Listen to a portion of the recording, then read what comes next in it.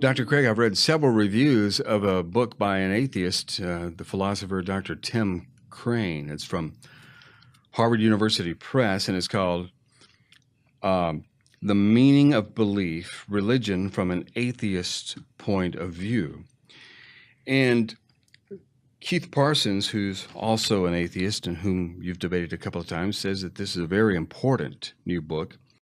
This is interesting down at the bottom as we conclude, Bill. It says, but is not the universe meaningless for atheists? Crane thinks so.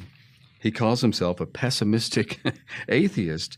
That is, he holds that the universe might have had meaning had it been created by God, but since there is no God, the universe has no meaning. Exactly. I mean, this is the point that I have made over and over again, is that if atheism is true, then there is no objective meaning to life or the universe.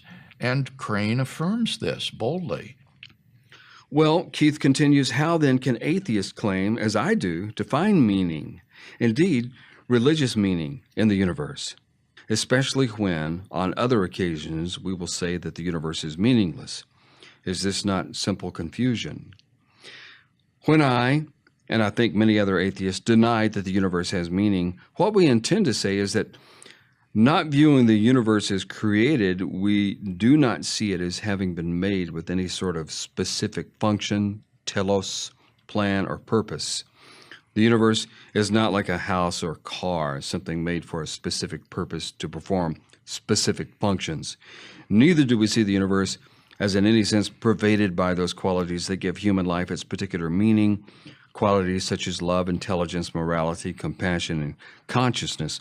The universe does not give a damn about you. It cannot. We think that physics is the best bet for describing the universe, and the terms that physics uses are descriptive, not normative. Quarks and leptons have no moral nature and no moral significance. If the ultimate constituents of the universe turn out not to be quarks and leptons, but say superstrings, this is merely a fact and has no moral significance. Now here, Parsons admits what I have been arguing all along, that if God does not exist, then the universe has no meaning, no value, and no purpose, and that therefore life is absurd. And I think that Keith grants that the universe on the atheistic description is purposeless, valueless, and meaningless.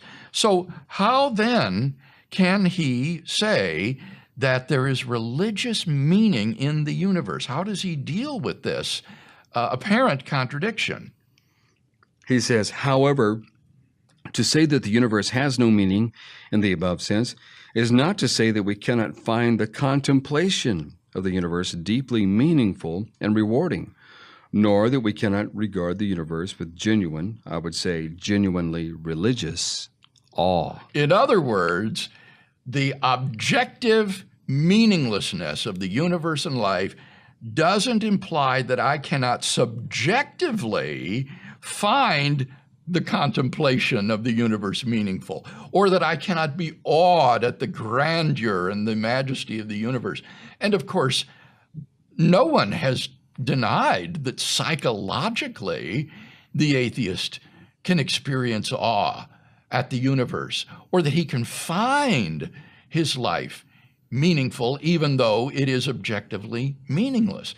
All that Parsons is affirming here is this subjective sense of the meaning of the universe, which he even identifies as a kind of religious attitude.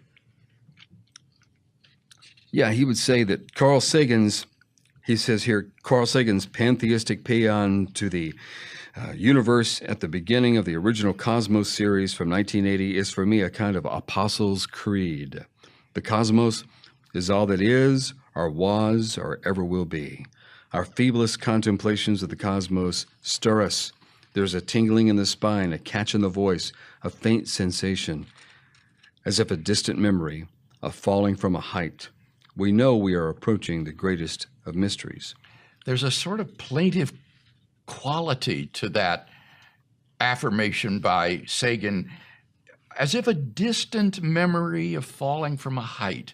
And it reminds me of the story of the fall in the book of Genesis. There is this distant memory, even among atheists, that we're here for something more than this, that there's something greater here from which we've fallen and would long to get back to. And I think it's this quest for transcendence that lies right at the heart of the religious impulse. And Parsons expresses it too.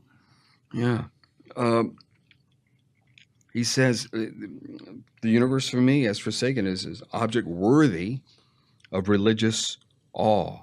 It goes on, an expression of the encounter with the numinous. Mm-hmm. What was that? The unknown, the mysterious? Yes, yeah, the fascinating and tremendous mystery that confronts us.